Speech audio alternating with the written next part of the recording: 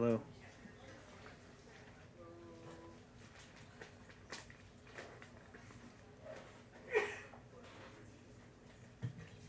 The Van Gogh problem. I don't want to spend a lot of time explaining why I was in a mental hospital. That's not what this story is about. I'll just say, for the sake of transparency, that there was a very short period in high school when I kind of sort of believed I could control fire with my brain. Pyrokinesis is the scientific term. Look, I didn't sleep much back then. I was cripplingly antisocial and borderline addicted to Valium. It was a turbulent time for me, but for a brief and brilliant moment one night during spring break of freshman year, I genuinely believed I had created a spontaneous flame out of thin air, and I was ecstatic. I woke my mom up to share this revelation with her, and you can imagine my frustration when all she seemed to care about was that her precious bathroom was on fire. The next day, I was admitted to Austin State Hospital to be taken off my drugs and put onto their drugs. And that is where I met Richard. Our first interaction wasn't pleasant. It was just before lunch on my second day there. In the lead up to every meal, the staff made us all wash our hands in front of them because this just wasn't the kind of place where personal hygiene could be left to the honor system. When it was my turn to wash, I put down the book I was reading, leaving it at my table. Within seconds, Richard swooped in and perched himself in my seat. He was this tall, thin, wiry kid, skinny to the point of malnourishment, with manic eyes, and as I washed my hands, I saw him pick up my book, look around for a second, and stuff it into his pants. I sighed, grabbed my lunch tray, and plopped down across from him at the table. "Hey, man. You're Richard, right?" He just glared at me, looking ready for confrontation. I decided I'd play it cool. "How about these so-called mashed potatoes?" "You know what? I can believe it's not butter." Get it? He kept glaring. So hey man, I left a book sitting here. Did you by any chance see what happened to it? Like maybe someone took it? Do you think that's what happened? Yeah, maybe someone took it and that person should just give it back, no questions asked. What do you think? For a while, Richard said nothing. Then he cracked the faintest hint of a smile. He reached over, touched my arm, and said, "Don't worry, man. I'm gonna get to the bottom of this."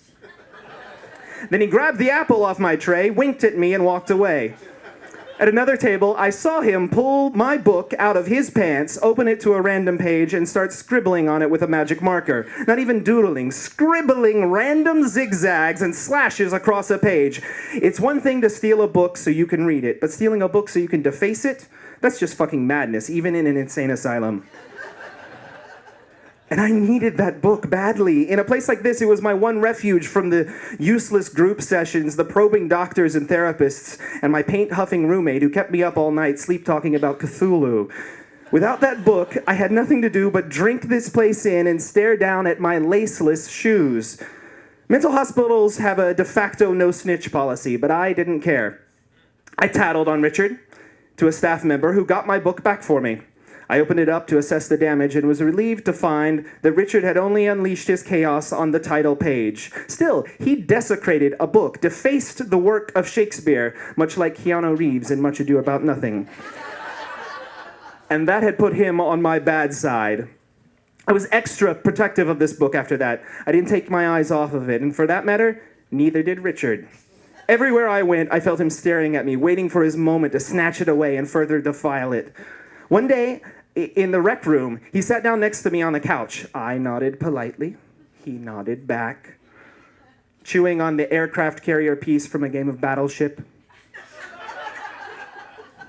We sat there for 20 minutes, him staring intently at my book, me resolving to keep it safe no matter what. But then a circumstance came along that took the matter out of my hands, literally. My tongue started twisting uncontrollably in my mouth, like it was trying to escape. My arms and legs quickly followed suit, writhing randomly in different directions. Involuntary muscle spasms are a nasty side effect of Geodon, one of the new meds they were trying on me. And as the spasms spread through my body, I lost my grip on the book and it dropped to the floor. Richard looked at me, then looked at the book, and then back at me. I couldn't talk, but I gave him a look that said, please, please, don't do this. He reached down slowly, and never breaking eye contact with me, he once again stuffed my book in his pants. The staff saw what was happening to me and pulled me to my feet. I tried to tell them about the book, but of course, my tongue was not in working order. They whisked me to the medical unit. I had time to take one last look at Richard and say, with a heavy, drug-induced lisp, God damn you! You sniveling son of a bitch! 2 hours and one shot of Benadryl to the ass later, I marched into the day room ready to demand my book back, only to find it sitting there, on a couch. I opened it with bated breath, ready to assess the havoc Richard had wreaked in my absence. But what I found inside was actually kind of beautiful.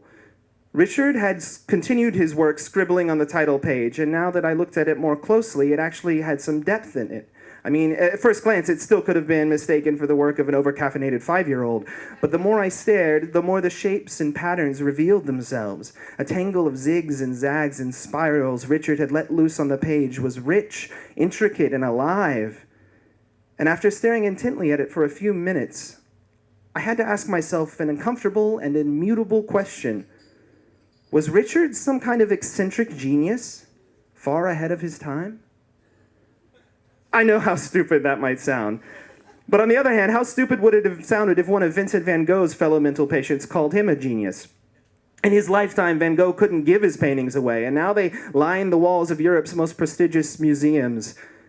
I know that doesn't mean every lunatic standing next to you should be treated like a future icon. I'm just saying Van Gogh screwed up the grading curve for these kinds of people.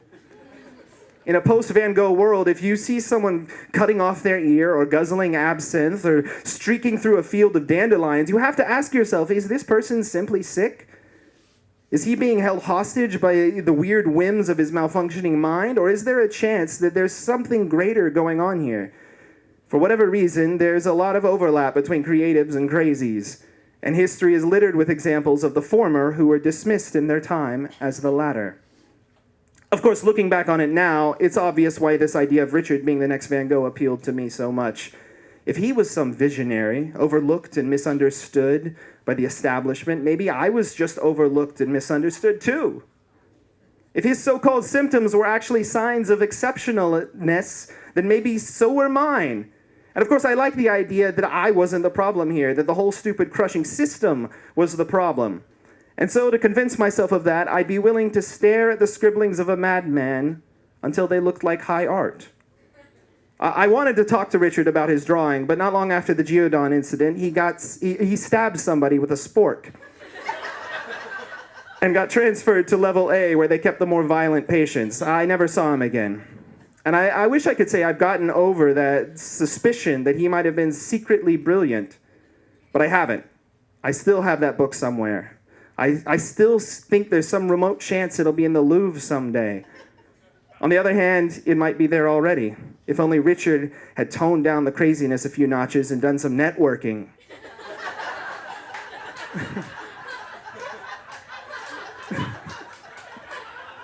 Robin Williams famously said, "You're only given one little spark of madness. You mustn't lose it." And I agree. But I also think you can't go around using that spark to start fires in your mother's bathroom. For other people's sake, you have to keep a lid on it sometimes. Act somewhere close to normal. Be polite. Make small talk. And do not, I repeat, do not shove other people's books inside your pants. Thank you.